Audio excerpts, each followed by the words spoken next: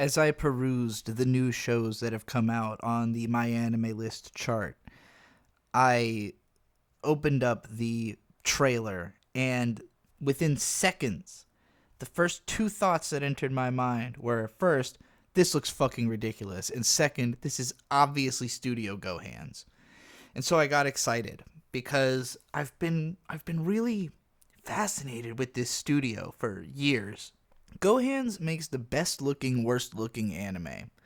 They make shows that are just too ambitious for themselves, and they don't stop doing it.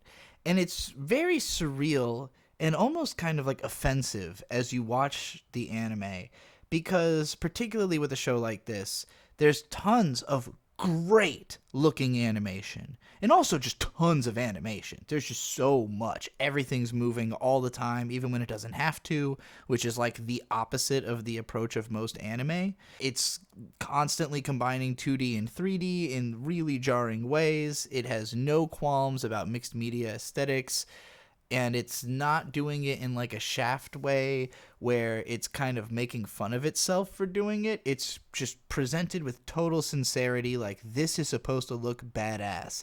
And like 60% of the time, it looks badass. 40% of the time, it looks fucking terrible. And it's almost always because they're trying to do some kind of complicated perspective shot that almost nobody could animate. Like I've given a lot of props over the years to Kyoto Animation, specifically for stuff like Hyoka, where for no reason they just pulled off all these difficult perspective shots that like the average viewer isn't even going to register that it's impressive. Like it just looks like characters moving around. Like I think that people come away from Hyoka thinking it looks amazing, but more so because of the really extravagant scenes, and not so much because of the stuff that's actually technically really difficult to achieve that's just kind of there. And with Gohands, there's both. There's both stuff that is difficult to do and looks great, and then there's plenty of stuff that's difficult to do and they just completely fucking failed. And it becomes frustrating because you simultaneously want to enjoy this great looking show, but you're constantly beset by this awful looking show that's intercut with it, and it can be within seconds of each other. You know, animation, there's so many frames that you could have 12 astounding drawings in 1 second and then 12 butt ugly drawings in the next second, and then it goes back to good looking ones again. Or even in this case, there are sometimes like good looking drawings in certain moments of like certain keyframes, you know, and then all the in-betweens are fucked. Like it's surreal. And I don't know if it's more so like betting on the audience just not noticing or not caring, or if it's more so thinking that the audience will just accept some level of bad looking shit if the rest of it looks fine.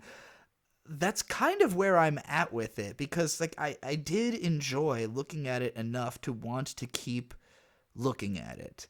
And the story is almost totally incomprehensible, but there's definitely a vibe, a super readable vibe, that once I latched onto it and once I really felt like the show was doing what it's trying to do on purpose, I felt like I could allow myself to enjoy it without feeling that it's supposed to be good or anything like that. You know, I'm not looking at it from the perspective of this is going to tell me a story that's going to mean something to me. It's more like this will let me sit in a vibe that inspires interesting thoughts from my perspective. And some of that's just marveling at the animation, whether it's great or terrible. It gives me a lot to think about. And also that, like, I like the character designs. I think the moments that really pop in the show that they're trying to create succeed incredibly well. Like the point of this show is that there are these 6 really cute girls with different personalities that each has a weapon vaguely based on an instrument that's like an oversized, ridiculous thing. And they fight cool battles, But mostly it's not about like the combat. It's about how cool they look with the weapons. Like that's the point of the show is like these girls look cool wielding these big crazy weapons and kind of I would say getting to know their personalities that probably relate to the way they use their weapons. And again, there's nothing interesting about the combat. The enemies are just like these faceless, weird, designs. The world is empty. There's nothing for them to fight for except for their continued existence. So, like, the fighting is purely an aesthetic aspect of the show.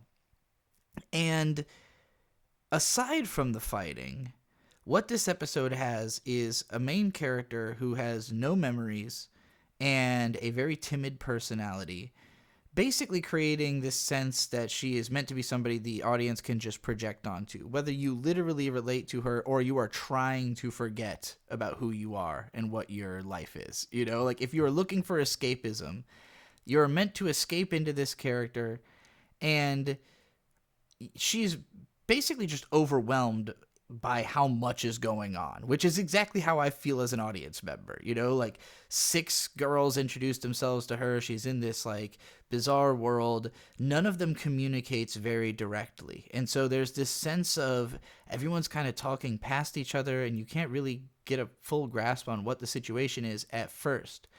But there's an interesting moment where the main girl kind of like puts together some of what was just being said by all the other characters and says it back. And somebody says, "Oh, wow, you figured that much out." And kind of the rest of the episode ends up being the characters like comforting her through the fact that this is a really incomprehensible situation and that like she shouldn't be trying to understand it all at once. And I appreciate that way more than if there was just like an info dump.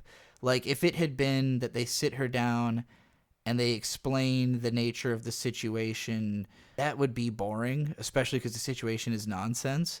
Instead, because like the stuff they're saying is so like left field and I'm trying to figure out like who's who and what are their personalities, and as the scene goes on, you start to get it because when you're meeting a whole group of people, like you don't really get who they are. Like in that immediate sense, people are worried about how they come off towards one another, the other members of the group. Usually there's complicated feelings between everybody in that group. So it's not like anybody's going to sit down and like tell you their fucking life story the second they meet you, especially when they all have like their own complicated way of communicating.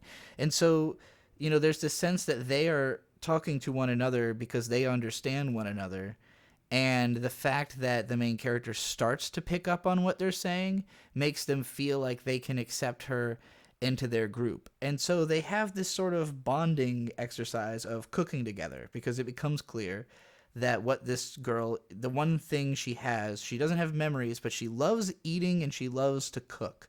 So she, cooks up this recipe and everybody loves it. And the fucking show literally turns into a slice of life cooking show. It's pleasant. It's like as good as any other slice of life cooking show for the most part. But it comes out of nowhere, considering that otherwise this was like an action spectacle thing.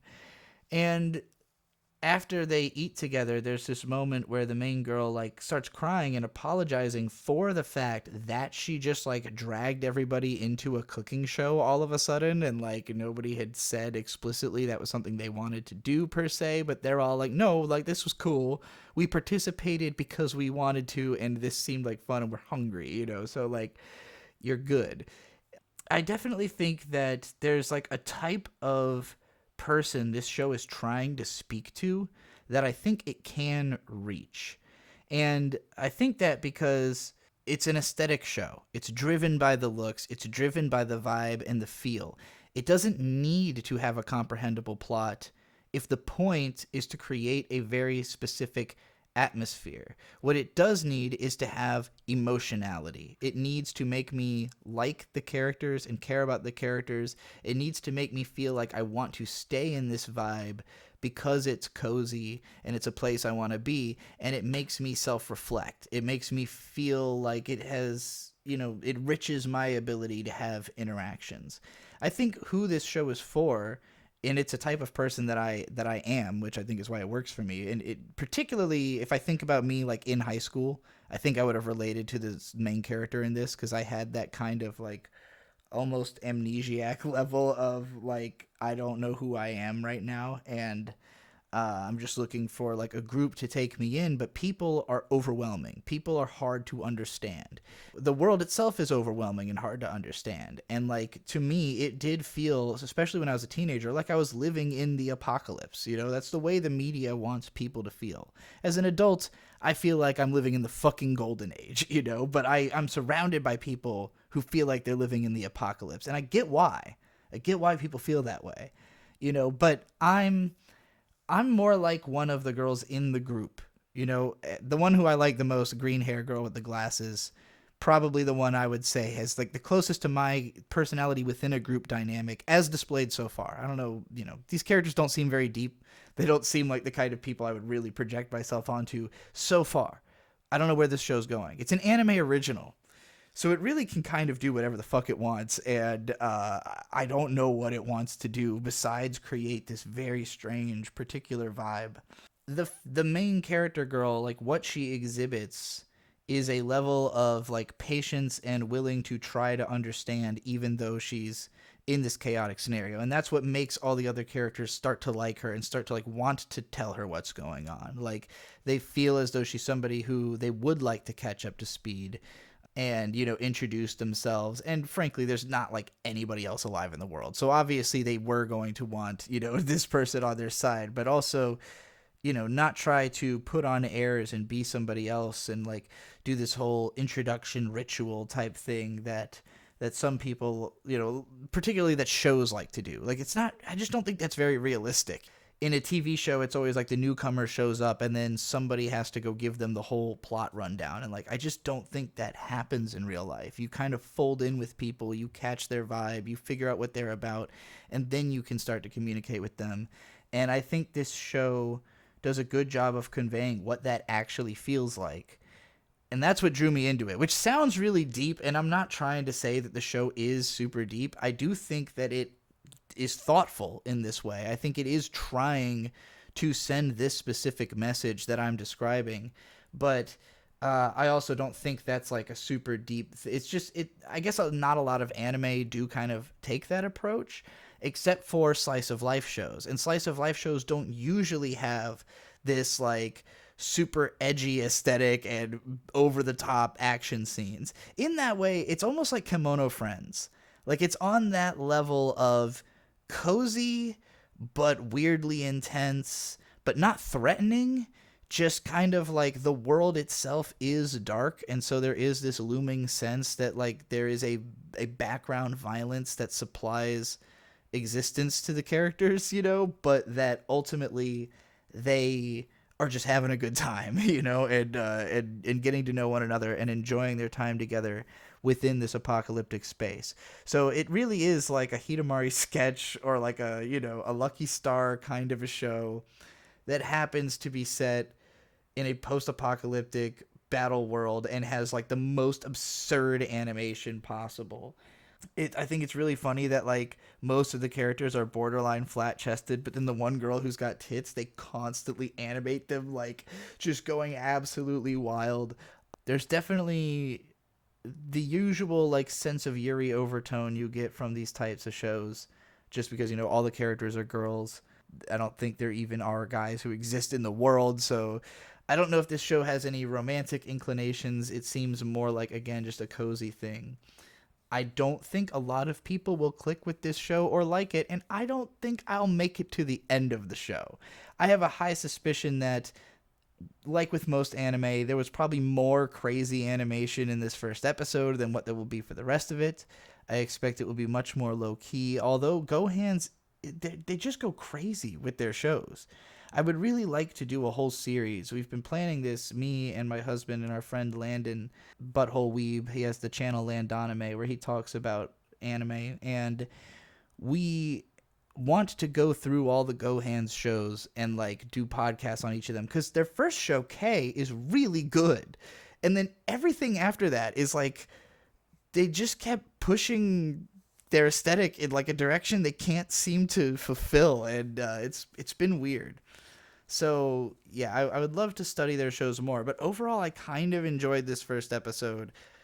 I don't know. I'm not keeping high hopes for the rest of it, but I will try the second episode, and if it is good, I will talk about it again. If it's not good, I will just silently post a blue sky about how I dropped it, and that'll be that. So follow me on there. Go to my link tree for all my links. Send me money if you love me. Thanks again for watching Anime Forever.